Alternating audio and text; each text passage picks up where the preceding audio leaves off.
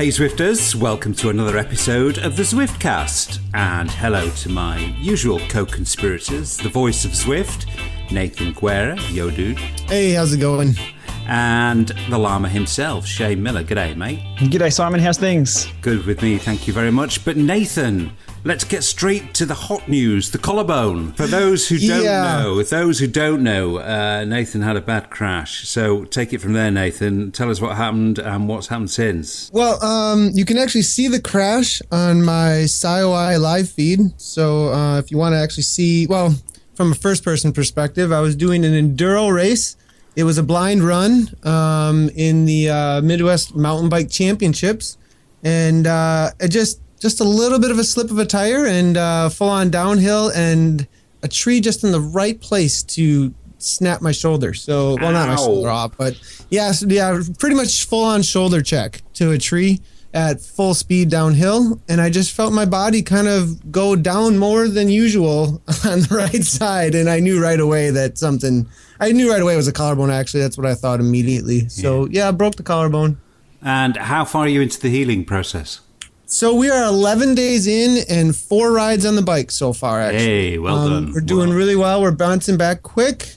And, peak fitness helps with that, I think. Also, in our coaching, we focus a lot on deep nutrition. And so we've just been slamming everything that supports bone growth, trauma reduction, so we're really set up well for a quick recovery, and it's coming around really nicely. I'm really encouraged, actually. At first, I was kind of devastated and searching everywhere. And Shane was really helpful, actually. He sent me some stuff. And, as far as info, because you've had how many, Shane? I've done four collarbone breaks. I've done 2 on each side just to balance myself out. Yeah. So, as a cyclist, I've never broken a bone, but it happens eventually. It sounds like with some of us. I don't want to say that for everybody, but I don't wish this one on anyone. No, this is a tough one. No, it's horrible. In the early days of the whole marginal gains thing, Dave Brailsford was doing a talk to some MPs in the House of Commons here in the UK, and he talked about a track rider who'd broken his collarbone, and he said to the MPs, we seriously contemplated using the opportunity of a broken collarbone to shorten the bones when we put him back together, to narrow his frontal area and improve his aerodynamic profile. It was actually a joke, but it was amazing how many people thought it could well have been true. But so anyway, Shane, you're in one piece, I hope. Yeah, I am now after my 4. But as you mentioned about the marginal gains, that's the first thing I asked my surgeon.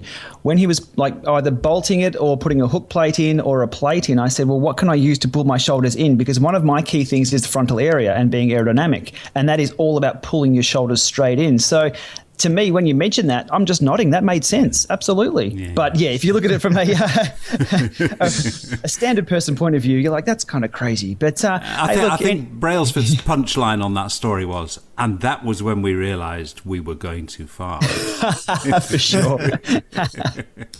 Anyway, on with Zwifty things. And, this incident, Nathan, gives us a chance, and has given you a chance, I suppose, to consider Zwift as a rehab tool, which is how an awful lot of people use it. Oh, yeah, definitely. I mean, I'm already on the bike. I mean, I wouldn't have been on the bike already without Zwift, at least as much. I think 4 rides already, a lot of motivation, lots of people. Also, the amount of people who are messaging me in Zwift and the community of riders that have come around me. I think a lot of people become isolated from their community of riders when this kind of thing happens because they can't ride with them. And that's the main way they connect with those people. I think I've seen other people as well with this same injury or injuries that have kept them from the bike that have kept a sense of community and connectedness to cycling, and the thing that makes cycling for a lot of people, which is the people around them who are biking too. So it's been great. Yeah. No, it's a very good point, actually. It's a really good point because you drop out of your usual milieu if you're injured and can't ride. My milieu, Shane, on a Wednesday morning, my time at least, has been this HDR ride, which just seems to get bigger and bigger and bigger. We're up to 250 riders on a Wednesday night over here for our group ride. It's we did a really big push the other week just to see how far we could get it. So a lot of us on our social platforms are encouraging everyone to come along, and it boosted up really well. Last night, we had the ride again, and it was 250 without any notification at all. We just sort of said, everyone's coming along, and it just without that much promotion. So we'll be up around 300 for sure by the end of winter here. It's really, really great. It's a great bunch.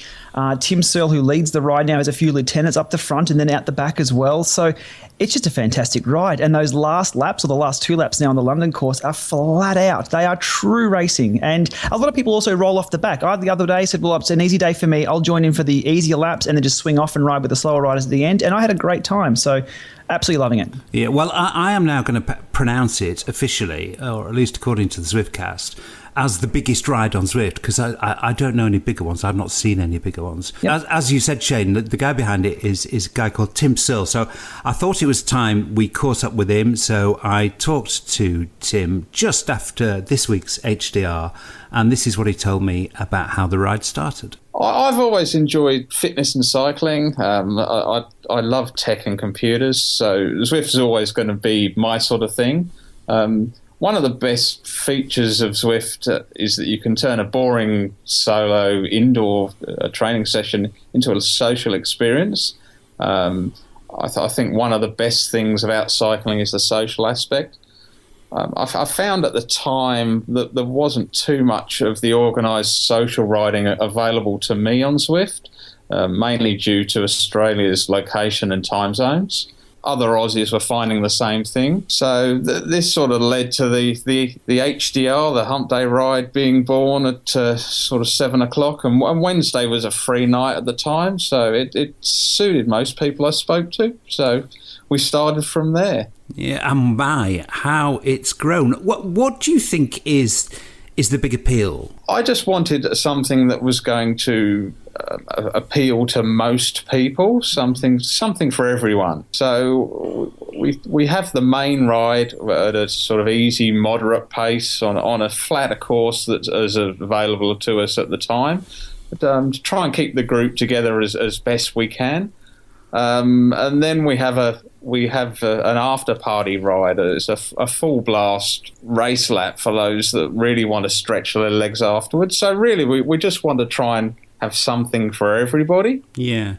How many people go on to do the after party? It's very hard to say. I like to keep the beacon that I have towards the front, even in the after party. So by the time we get to there, I'm just flat out trying to keep up. It just seems to get faster and faster every week. But I would guess we probably get around about half, I would say, attempt it. And right. For some people, it's they're going for the win. They're going to try and get to the line first. Other people are just trying to hold on for longer than they could the week before. So there's something for everyone there, even in the after party lap.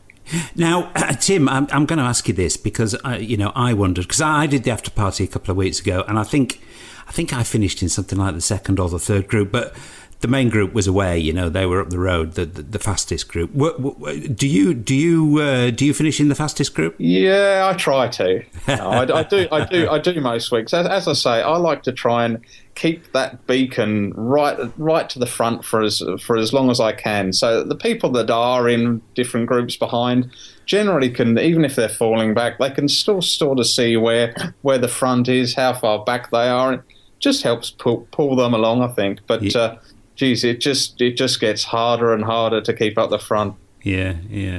I think one of the really appealing things about the ride is the way that you pace it, because it's hard enough to be kind of challenging, but it's not crazy fast the whole way around. So, even if you don't do the after party, you feel like you've done a decent workout at a good pace, but you do manage to keep the group together. Is that a pacing trick, or is it just that you command enormous respect and people listen to what you say?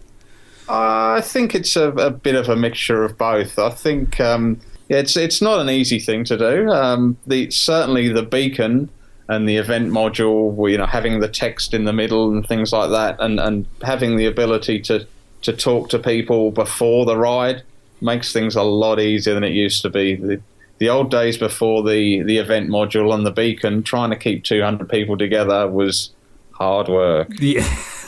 You're not kidding, because cyclists, they're not the most disciplined of guys, are they? Sometimes. could say that again. Yeah.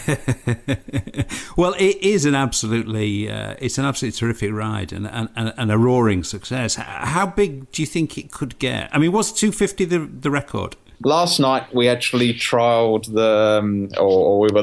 had the first London version, and we had 248 last night. So we seem to be sort of around that figure. It is starting still to creep up, so I don't think it'll be too long before we hit 300. What are your tips to budding ride leaders? You know, how do you pull off this terribly difficult trick of herding cats? Herding cats, I like that. I think really the main thing is to try and make the ride as simple as you can. Try and keep things very, very straightforward. The easier and the more straightforward things you can do, then the better time you're going to have, and the easier job you're going to have, I think. Yeah. Clearly, you're going to run the HDR all the way through winter. Do you think you'll carry it on through the Southern Hemisphere spring and summer? Oh, absolutely. Yeah, there's absolutely no reason why not. I suspect the numbers will stay pretty close to where they are. Excellent. Well, congratulations on starting and very effectively leading what is the biggest ride on Zwift. And I've really enjoyed doing it whenever I've done it, and I'd urge anybody else to give it a try. It's a great ride. Thanks very much, Tim. Thank you. Fantastic work by Tim, and as you were saying earlier, Shane, he's got some helpers now, which you kind of need if you're trying to keep 250 riders together. But the first time on the London course, and we should really talk about the new course. What do you think, Shane? Just as the London course was released, we've been waiting for how many months for this? So many months. I was on an aeroplane ready to take off, and I was having radio silence for the next 4 hours. So I couldn't do anything. So I'm quickly refreshing my phone and having a look.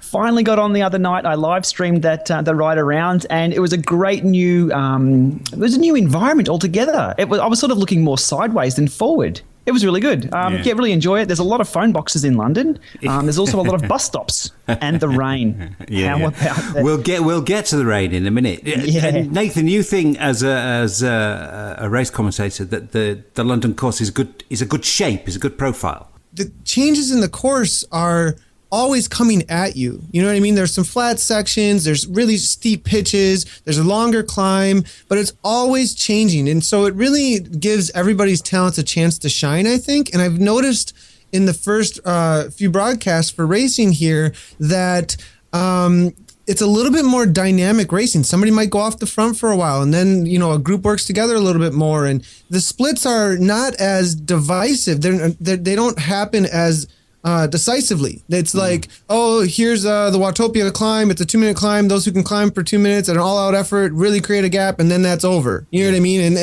And then the Essies come, and then whatever. Or it's a mountain route, and who's a good climber? And so, or on Richmond, it was like, who can punch it for 30 seconds over and over, and then hang on for the flat. But now we have this course that has 4% thrown at you here, there, and the other place. And then you got, and so it just has all these opportunities for people to really be dynamic in their racing. Mm-hmm. And now that KISS and a few of the other races have really started to organize around some teams, we've seen some really interesting team tactics being employed on the London course specifically. So I'm really excited about it as a commentator, but also as a rider. It's really cool to have just a new environment. They've actually also added like some new sounds, and the environment is definitely been changing, and that's always nice to have us too. Yeah, and of course one of the key ways in which the environment has changed is the introduction of bad weather into the world of Zwift. I'm going to put my cards on the table.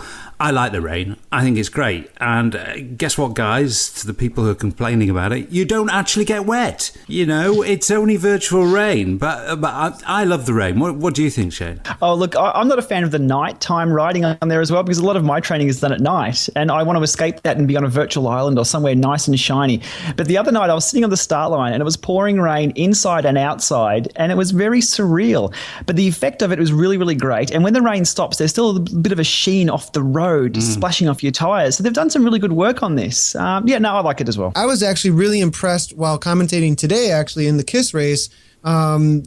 looking at the rain, and I was doing a couple different views. I was punching through the numbers with the views to get looks at the riders, how well they did actually to create this immersive environment with the graphics and how the rain was splashing off the riders and off their tires. And I was really impressed with the graphics of it. I like the change that it brings to fighting the environment as well.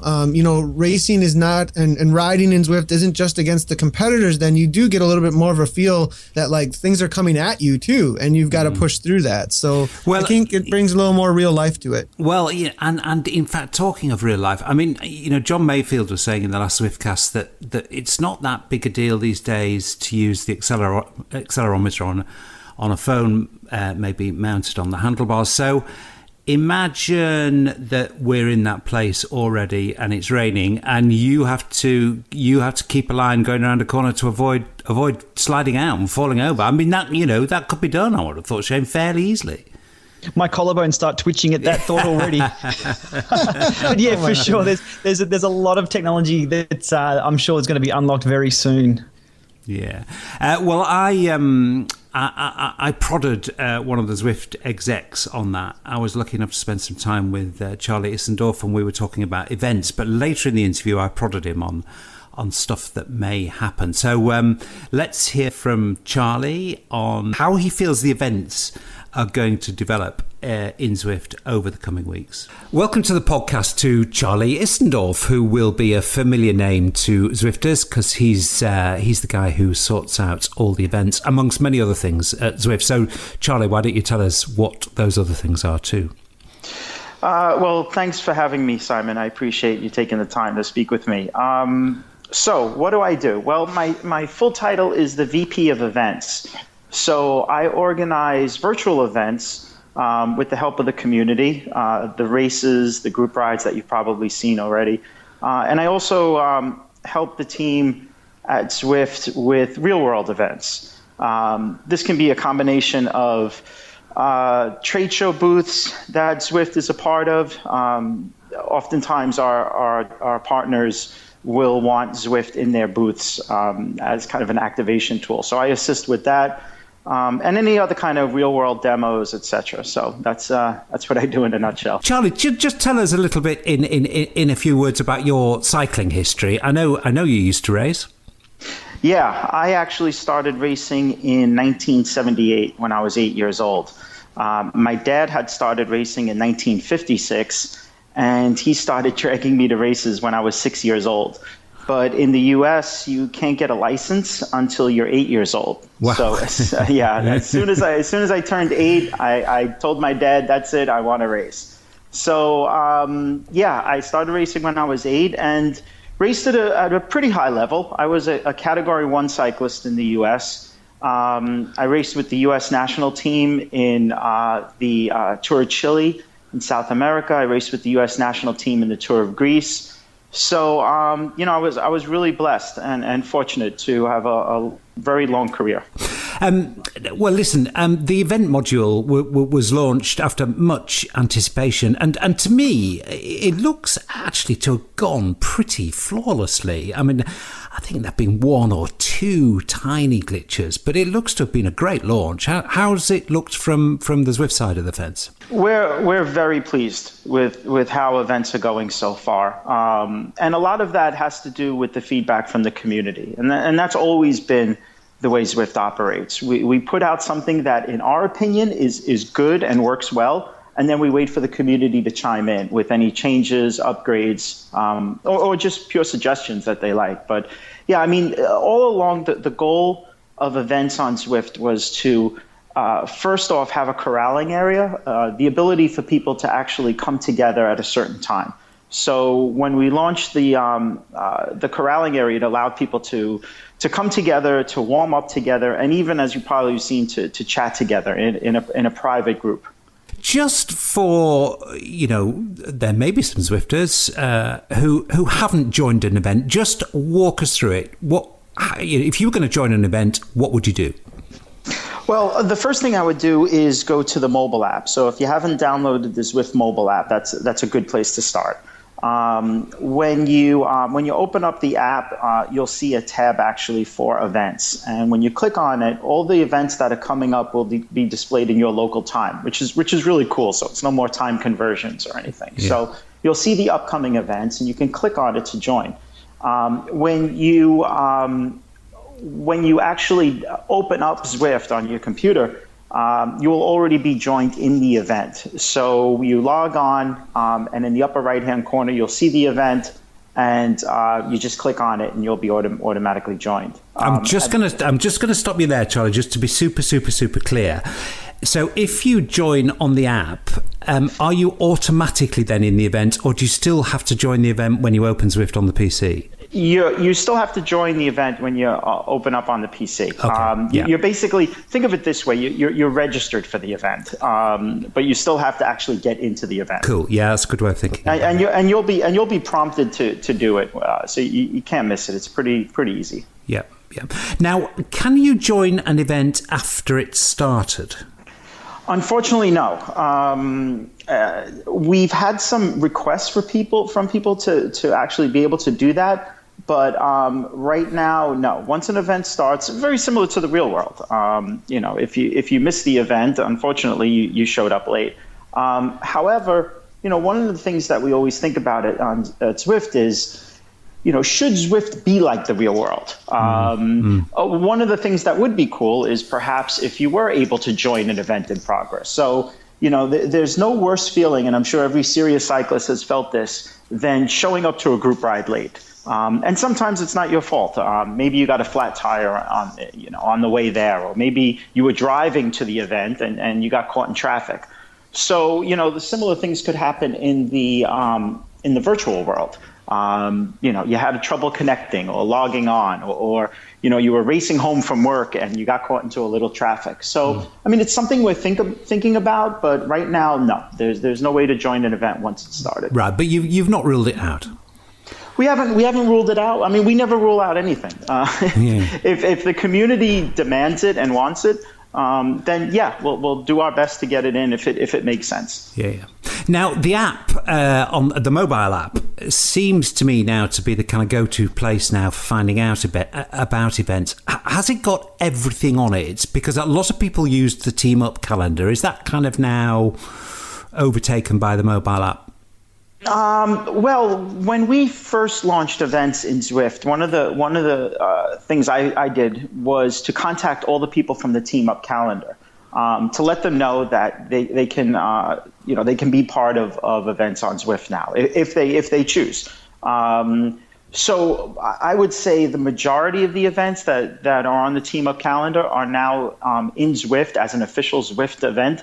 But I haven't checked the Team Up calendar in a while, so there could be other events. From time to time, you'll see me post on the Zwift Ride Leaders or Race Organizers page on Facebook or some of the other pages, and I post them just to let people know that there is a way for them to be part of this. Yeah. And then once in a while, I track the groups, and periodically somebody will say, I have a ride and I'd like to use the Zwift events.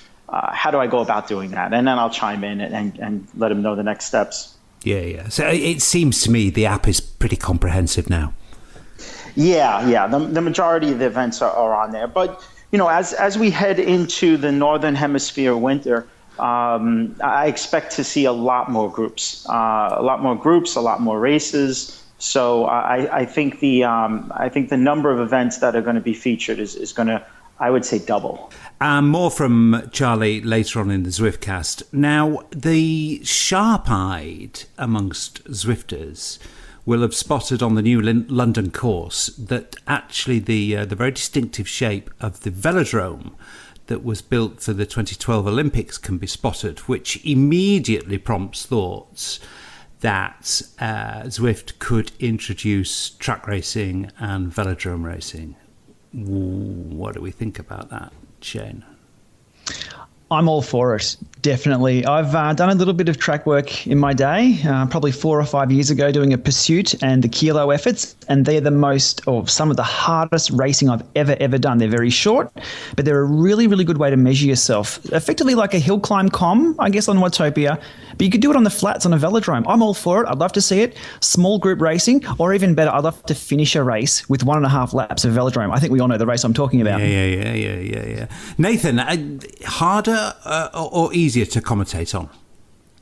I think it'll be much easier. I think it will bring the hype of the moment that we all wait for in the sprint, that we all wait for in the climb. It's going to be a continual. So as the rhythm of broadcasting goes, you have these lulls and it's like peaks and valleys and peaks and valleys. We're going to be peaking continually with the excitement. And I really like that. I like the quick change up. I'm all for it. I do think though that it's racing specific, so that brings up an issue.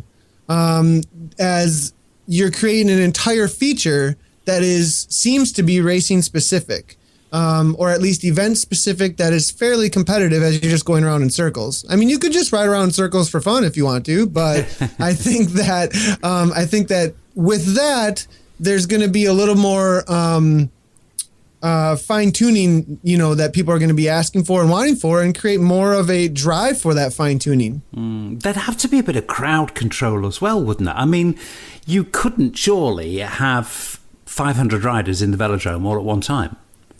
So from a gaming standpoint, I think that some of the bread and butter of the best massive multiplayer onlines is quick games, like quick pickup games that last real quick, and then you come back out and then you go back in the competition. And the separating of instances is the way that they get that done. When you're in like the World of Warcraft, you actually enter a separate place that it's its own little realm or instance or whatever it is, and you compete, and that's separated from everybody else. That's I don't know. That's probably maybe how it'd have to go, and you could then maybe click on, who knows, this is all conjecture obviously, but then you click on, if you want to spectate, you can click on somebody's game and it loads the game. And so then you can watch and spectate that. And so who knows how they would do it. There might be a few drones all running at the same time, and so okay, crowd control, you have to wait in line, etc. I mean, there's probably lots of different ways that they're thinking about doing this if it's something on their radar. Well, and the thing is, Shane, we are speculating wildly here just because we've seen a shot of the velodrome on the London course that there might be track racing. And when I interviewed Eric around about a year ago, he actually sounded quite negative towards a track. He was worried it would be boring and that it wouldn't accommodate lots of riders. But it seems to me now as though they will go for a velodrome setup of some kind, don't you think? Oh, look, I'd love to see it. I love this future thinking about what could be, and a lot of it's community driven. So I think it's been really positive so far to hear what people are hoping to see and how people will use it. Now, people are already thinking, I guess the guys behind the races are already thinking, well, how could we use that? So their thoughts are already ticking over. So if they build it, we will come. Yeah, absolutely right. Absolutely right. Now, I spent some time talking to a really interesting guy who is he has a curious title and it kind of betrays what Team Sky are all about, in that he's called the head of innovation, and I'm fairly certain that only one pro team has a head of innovation, and that kind of has the inevitable results of what we see from Team Sky. He's called Simon Jones, and he's a Zwifter, and he had some interesting things to say about Zwift and also about the use of virtual and augmented reality. Here's Simon. Hi, Simon. Welcome to the podcast, and thank you for joining us. Hello there. Pleased to be here. Thank you for having me. I'm really interested to know what somebody with your palmares in the cycling technology world thinks of Zwift.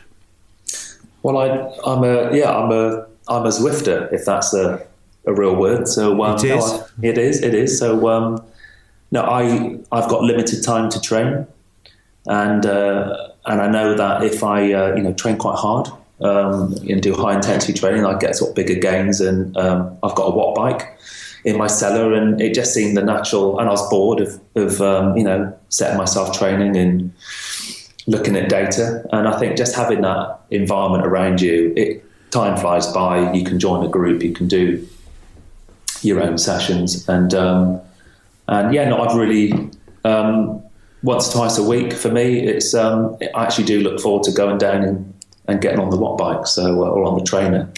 Whereas before it was like a bit of a penance, I suppose, to do it. Yeah, well, it's a familiar story, and I think testament actually to Zwift's innovation. Focusing on the area that you spend a lot of time thinking about.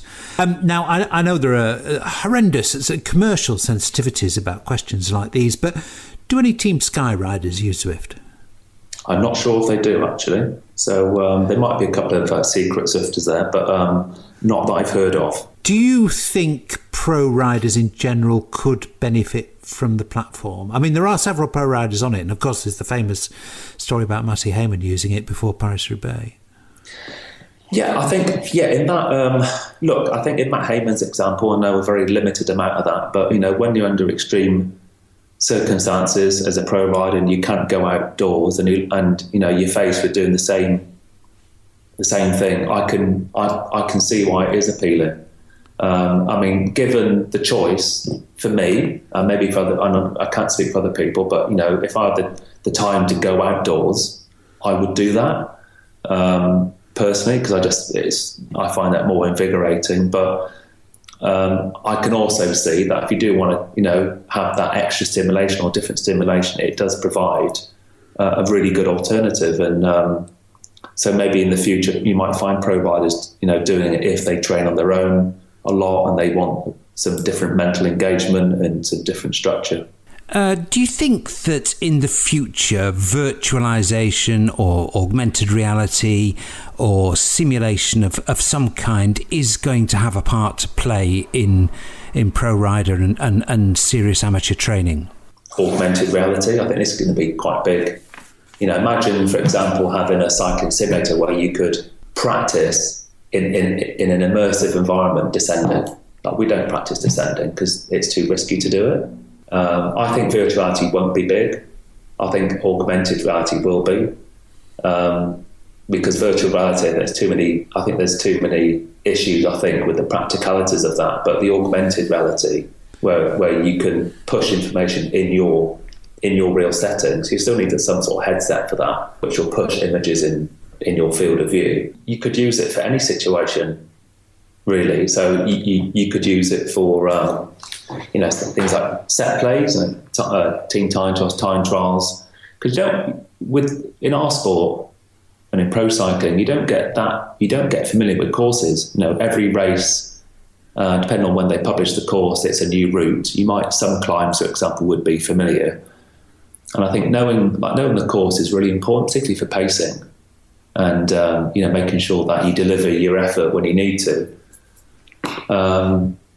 So that could be something, and we do a fair bit on that now, but it's within the constraints of the current technology. So you could imagine a situation where you could model the course, and it is you're there you're virtually there with the most sophisticated simulations. I've been to like aircraft which these like £30 million simulators, which are amazing. Yeah. They're almost immersive, but what your brain, like the problem with virtuality or any simulation is that it's not real, and your brain knows it's not real, and therefore it disengages. So there's been a fair bit of work done on this, and that's the issue with the simulation, because I think it'd be fantastic to have simulator, but how would you recreate the forces and the gravity of like descending? Yeah. Who knows? Yeah.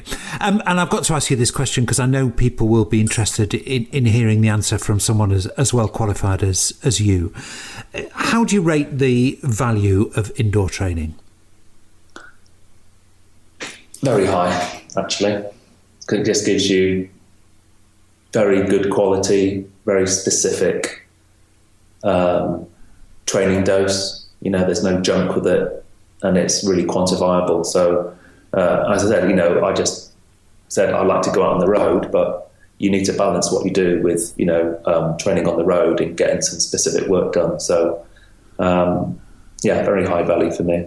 Thank you very much indeed for talking to the Zwiftcast, and it's been fascinating to hear that at least one person attached to Team Sky is an active Zwifter.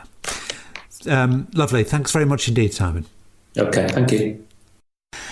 So to sum up, guys, what Simon was saying was interesting on two levels, really. He was saying that that augmented or virtual reality could be useful as a really serious rehearsal tool for a pro team, for instance, who didn't have time to recce a team time trial course.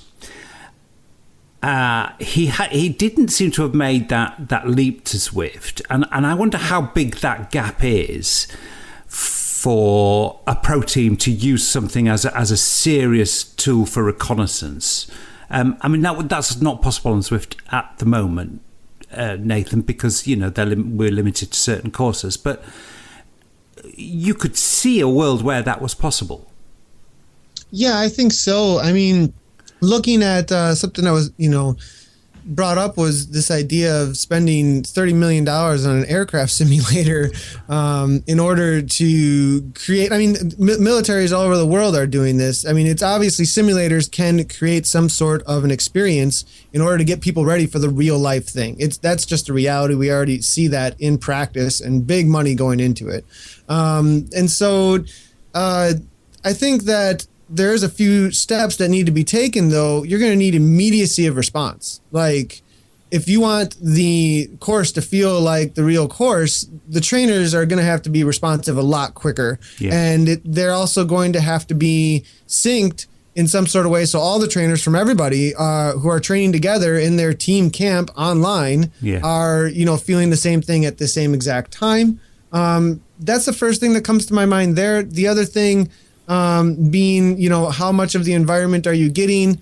How much are you getting to have to tuck and different kinds of things like that at different times? Like, how are you responding to the environment with your body? Because that's all a talent that's needed as well. Those are things that could be implemented, I would think, though, too. I mean, with us talking about different kinds of interactive materials like handlebar buttons and other things like that in order to at least make you simulate doing those things and having some muscle memory and thought memory about that with the course. Yeah. The other interesting thing that Simon Jones said, Shane, was that the research that he's looked at suggests that no matter how immersive the environment, you can't fool the brain into thinking it's a real experience. Now, this guy knows his stuff, but I kind of beg to differ, actually, because racing on Zwift, I think, feels just as real as racing a crit in the real world. Yeah, really interesting ones. I think Nathan nailed it. You have to be fully immersed. The flight simulators do really, really a great job of immersing yourself in exactly the same environment. The things tilt, the on hydraulics, everything. You wouldn't know you're in a different world. Out on the bike, it's a whole other world. The wind is blowing and there's so many random factors.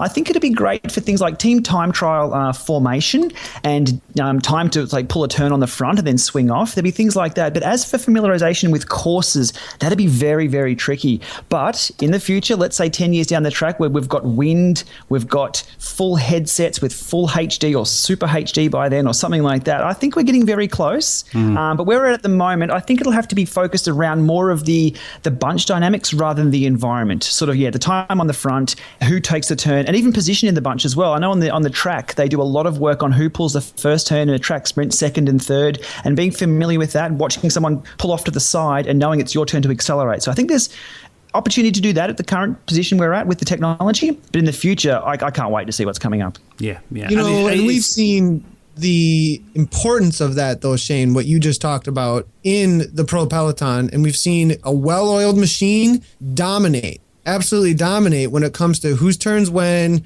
you know what I mean? All that kind of stuff. But we've also seen it fall apart. You know what I mean? And so I think that kind of a tool would be extremely important. Yeah. It was interesting that you mentioned, I think you both mentioned headsets, and, Oculus Rift is not far away. I was lucky enough to be given a demo of Zwift on Oculus Rift, and it was amazing. I mean, the words don't really exist to properly describe it, but it was Zwifting on another level. I mean, it was just incredible. And again, if you keep a close eye on the Facebook groups, people have noticed that Mark Zuckerberg has been spotted on Zwift. For those who can't quite put a name to the face, that's the guy who owns Facebook. And apparently is a very serious cyclist. Now, is this a good thing? Is this a bad thing? Is it a good thing in that he could aim lots of amazing tech dollars at making Zwift even better? Or is it a bad thing because we think he might come along and buy Zwift as his own personal little plaything? What do you think, Nathan?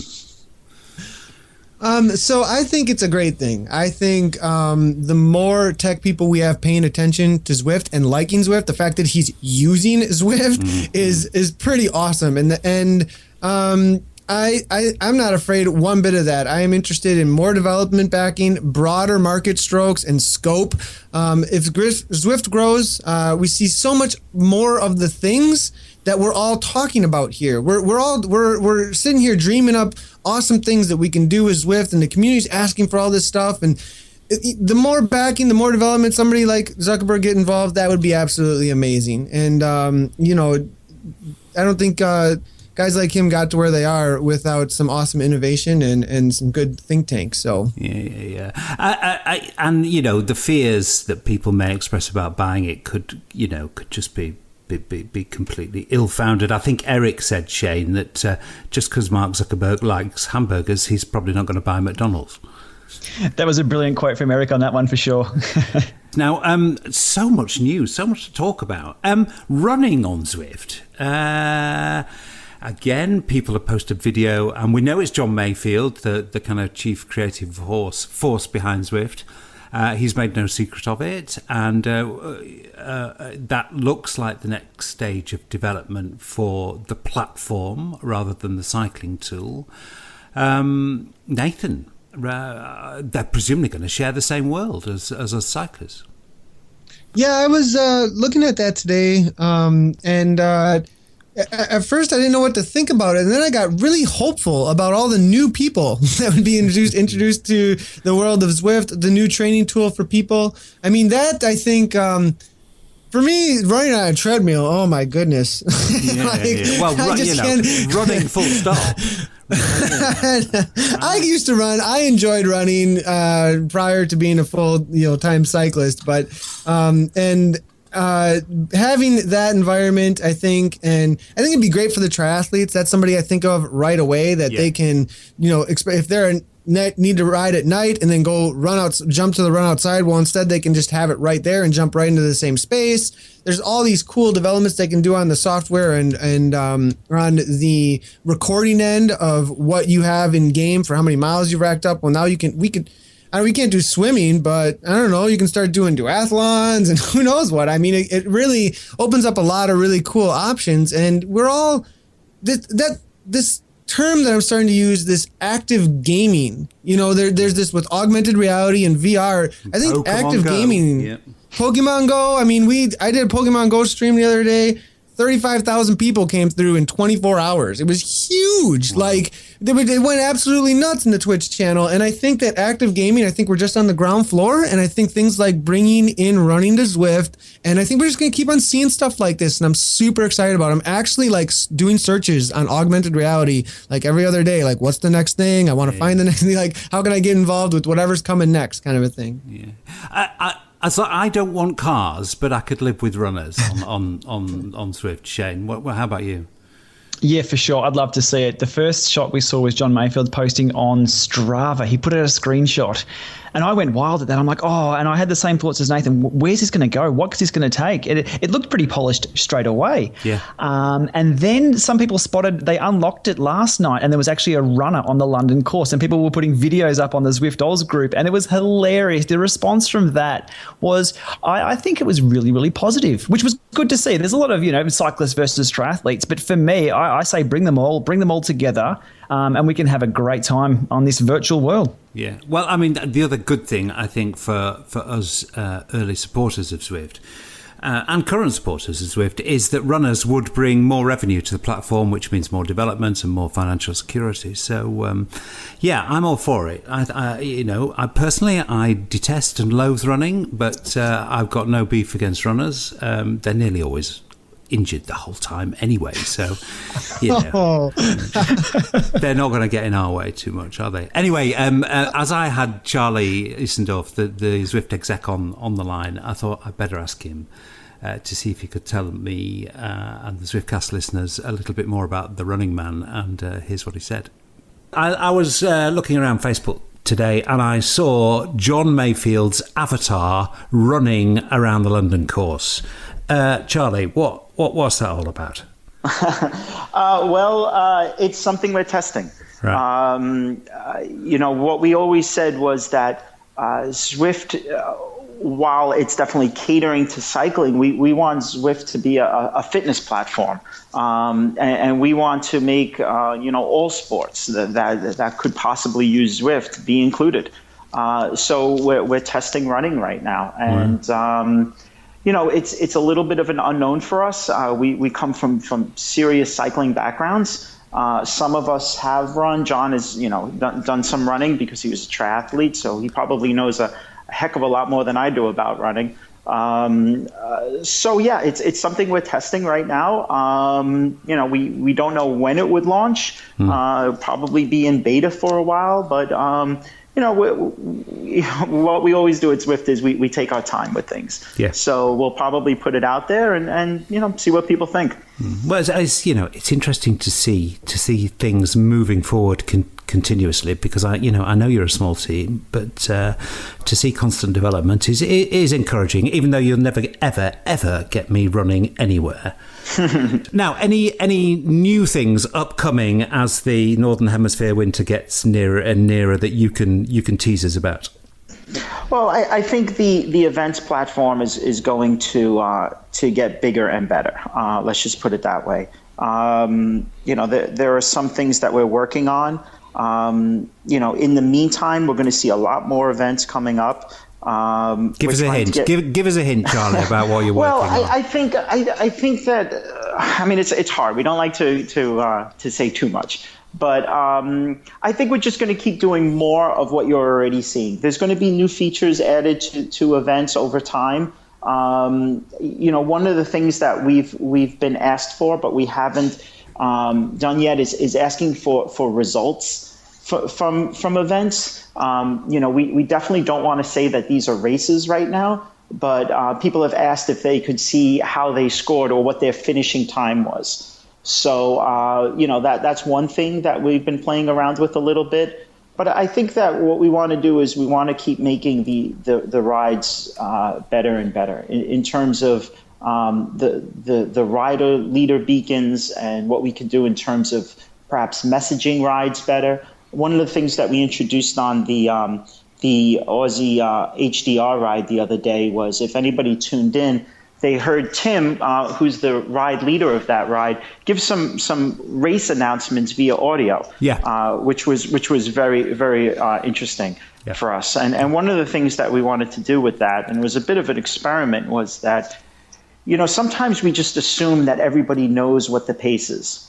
And knows the rules. But if you think about it, a lot of that has been passed down from ride to ride, or is kind of like buried in some of the text of a ride. So it was a good idea for us to play with, well, what if the ride leader could actually give some announcements? So you had no choice but to listen, so that now the ride leader is saying, this is the pace, this is how long we're going to ride for. And, the idea is to keep this as a group and not race each other. So I think we're going to see a little bit more of that coming in the pipeline. Is Zwift happy with the way things have progressed over the Northern Hemisphere summer? Because it was obviously a pretty critical time for you. If subscriptions had kind of dropped off a cliff in summer, or the platform was deserted, then clearly there was going to be a bit of a problem for you. Now it seems to me as though you've had a really good Northern Hemisphere summer. Is that right? Yeah, we're very pleased. We make no allusions to the fact that summer is a time when people want to ride outdoors, and we want to encourage that. One thing we always said at Zwift is that on a beautiful summer day, you should be outside. You should be riding your bicycle. Zwift is here for people who for whatever reason have to ride indoors, whether it's time constraints, coming back from injuries, whatever. Going into this first summer, because keep in mind, this was the first summer since we officially launched. We didn't know what to expect. It was a bit of an unknown for all of us. But yeah, we're very pleased, and we started realizing that Zwift is a thing, meaning that people sometimes actually choose to ride indoors rather than outdoors. We didn't know what to expect. We didn't know if all of a sudden Watopia would become a ghost town. So yeah, we're very pleased. Well, certainly from an observer's position, it does appear to have been a good summer for you. Like you say, the virtual worlds have not been ghost towns, and that's got to be good news. Charlie, thanks very much indeed for spending time talking to the podcast. Always fascinating to hear from Zwift insiders. Thanks a lot, Charlie. Bye, Simon. Bye. Okay, guys, the big trade shows are coming up, and traditionally we have seen new trainers launched at Eurobike and Interbike and the other big shows. But the announcements seem to be coming out earlier and earlier and earlier, perhaps with the kind of growth of indoor cycling. The timing of the trade shows to introduce new trainers is now looking a bit late.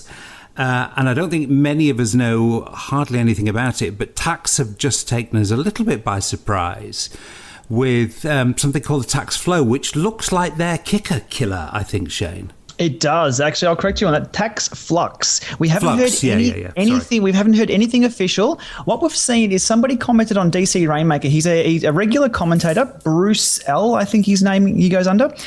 Put out a photo, which I think shouldn't have been released, but hey, it's out there now. So we had a chat about it on my YouTube channel today. And what we've seen is something very interesting. It's back to a direct drive. Looks like it has a belt. It looks like a step down from the Neo. And to be honest, that's about all we know of it. Yeah, but cheaper cheaper than the Neo by the looks of it. Oh, look, in Australia, nothing's really cheap, so we'll see when it comes out. But yeah, look, based on the Euro figure that we saw, because it's up on a few Dutch websites already, so they've sort of leaked it as well. So that's why I'm happily discussing it in public. Yeah, really interesting. And we also saw something from Team Sky at the tour as well.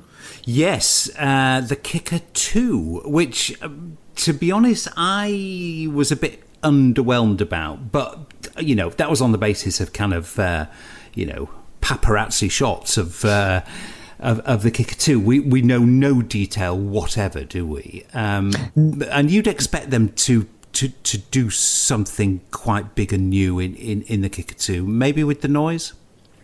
Yeah, look, the Kicker itself, I've discussed this again on my YouTube channel about the Kicker itself. It is about 3 years old now, but prior to that, this would have been 2 years in development. So you're looking at a unit that's about 5 years old. I was really surprised to see how similar what we think will be the Kicker 2 looks. Now, this, as I said on my channel, I think it may be the Kicker 1.5, could have been just a tease. The same base, so the same arms, but again, they've really proven themselves to be quite sturdy, still belt driven. We don't know about the noise. Again, we'll have to probably wait for Eurobike for that to come around, but I'm happy with what I'm seeing. There's development, there's innovation, and there's also a few other manufacturers who are there's some rumbles from other manufacturers, so they'll keep these guys honest. I know what you mean about that. Nathan, what do you ride? I'm currently on the Power Beam, is what I'm using mainly for my smart trainer. Right. Cyclops and SARS group is a sponsor of Vision Cycling, and I absolutely love it. Yeah, well, it's good kit. It's very good machinery. And yeah, but I use that with they've got haven't they got a new trainer coming out, the Hammer? Yeah, and now I'm super excited about that. I've been talking to them about maybe doing a featured stream with it up here in the future. So I'm really excited, and I'm waiting for the Hammer to come out. They actually are 40 minutes from my house. The whole SARS they're in Wisconsin, aren't they? Yeah, they're in Madison, Wisconsin. They just built a new facility, actually. We're going to try and make a visit over there and check out the Hammer, and hopefully we'll have it on the stream. So yeah, I use the power beam, and then for my power source though, I'm usually on the G3 hub with the power beam for the feel of the ride. Yeah. Okay. Well, we can't put off any longer talking about the Neo road feel, which I wasn't going to spend too long on because I ride a Neo. I know you've experienced the Neo, Shane. I think you've got a Neo as well. But to be honest, at the kind of price of the Neo, not that many Zwifters, I don't think, have them. Although it is a popular machine with Zwifters. So I'm not going to spend too long talking about it, but it would be kind of crazy to miss it out. And that is the road feel that the Neo has introduced. So for those who've not heard of it, what is it, Shane? Look, the Neo itself samples your pedal stroke, I guess, or can apply resistance 1,000 times per second. So that's a lot of times in a pedal stroke. What they've thought they could do with that, and they've executed it perfectly, is use that 1,000 times per second to modulate the resistance to provide you different road feel. So just think about when you're going over a wooden bridge, you feel the da-dump, da-dump, da-dump in the car. You get that on the bike now. It comes through the chain, through the resistance. I've also got a cattle grate, which is the extreme. And I tried to ride 5 minutes on the cattle grate setting. My power was 50 watts down for a 5-minute interval and my wrists hurt. So it actually does work quite well. It does work. But and people were concerned about this. You can feel it. I mean, the cobbled section in Watopia is amazing, but it doesn't cost you speed, does it, like it would do in the real world? No, a lot of people were saying, there was a lot of interesting negative feedback from it, from both tax owners and Kicker users saying, it's a bit of owner bias, I guess you've got there. But no, it doesn't. Speed on Zwift is all about watts per kilo and putting watts down. At an extreme level, yes, it will affect you being able to put watts to the pedals. But just for, if you're on, say, the gravel section, it's fine. It just sort of rumbles a little bit under your feet, but it doesn't stop you putting out more power and going a little faster.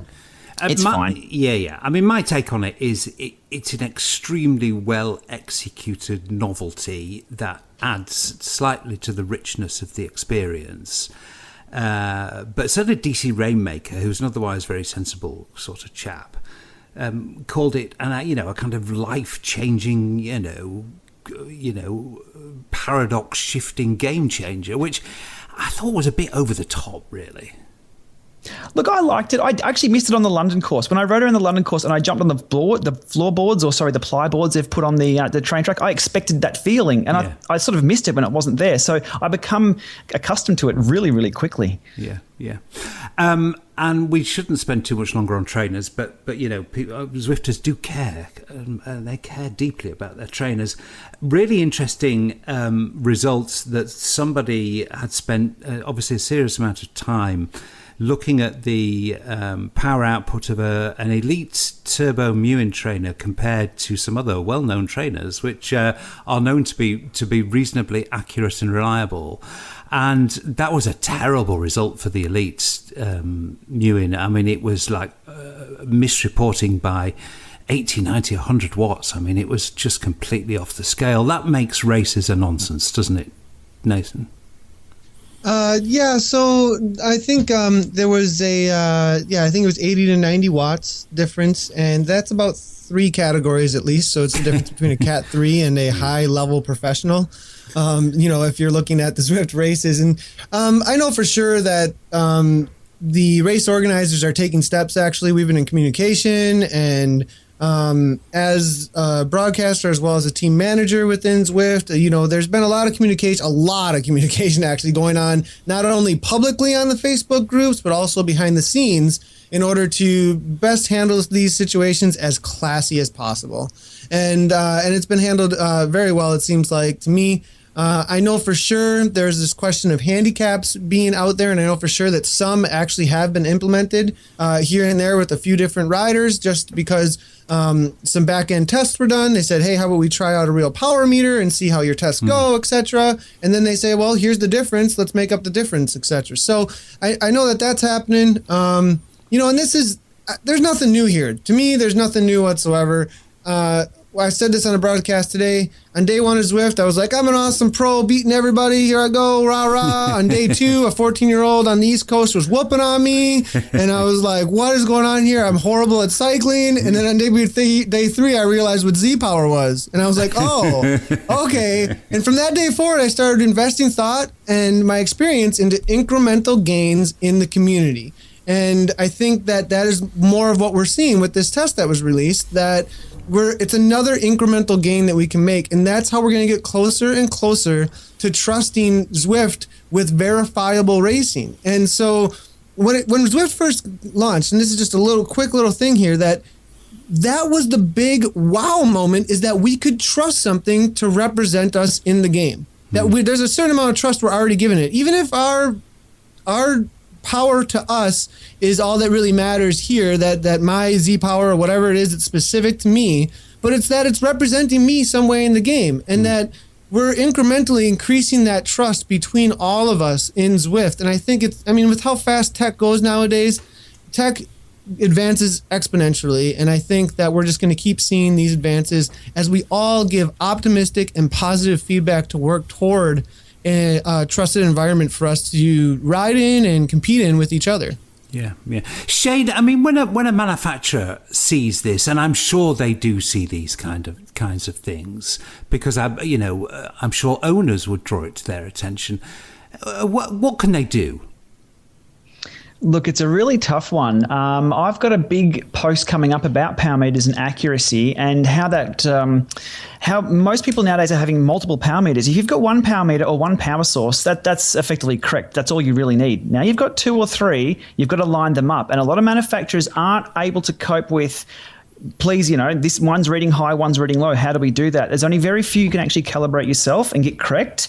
So look, I think it's important for the manufacturers these days to build into their units the ability to verify your calibration or your slope, and also ensure that that's actually 1 watt is 1 watt, or 100 watts is 100 watts, and that slope is correct. I think that's what they're now having to do.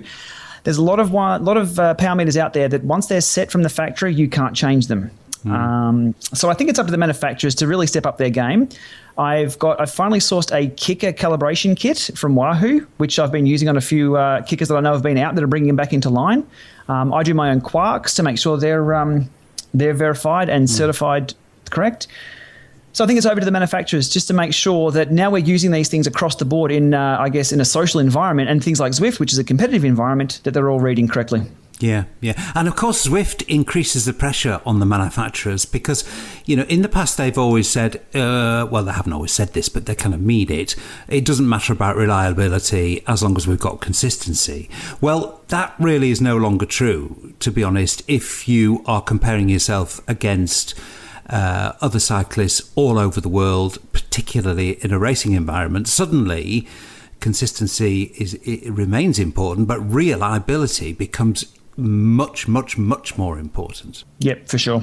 Yeah, okay, I think we've milked that point. Great to talk to you guys. Nathan, I hope the recovery continues apace. What kind of training volume are you going to be able to manage in the next week or so? It just depends on fatigue level. It comes and it goes. Right now, it takes a lot of energy to heal a bone. So as I go with what the fatigue level is, and right now I'm doing somewhere between 1.5 to 2 hour rides. I'll have to lay another base foundation just a little bit, not like something crazy for months or anything, obviously, but I do have the goal of hopefully racing in September or early October. I'm one good race away from a series I've been after for a while. And so I'm excited to get back at training. I'm hoping to maybe put in a little bit more time on the bike tomorrow, actually, on Zwift. So, we're already looking at putting in some serious hours again. Well, heal fast, dude. Shane, what have you got coming up in the next week or so? Oh, look, I'm going to be putting all my winter training to good use. We're heading off up north to a place called Cairns, which is about 4 hours north of here, which means it's about 20 degrees warmer. Melbourne's in a big freeze at the moment. So putting all that indoor training to use, and I'll be outside in the sunshine and looking forward to it. Excellent. Thank you once again, guys. Always good to talk to you, and I look forward to speaking next time. Thanks a lot. Thanks, Simon. That's it for this episode. I hope you enjoyed it. As we move towards the Northern Hemisphere winter, the podcast is going to get more frequent with a new episode every 2 weeks. That's thanks partly to some very kind support from Zwift, and I'm very grateful. But I'd also like to let listeners know that the Zwiftcast remains editorially independent of Zwift, so Shane, Nathan and myself are free to speak our minds. So that really is it. If you're on the trainer, push a little bit harder.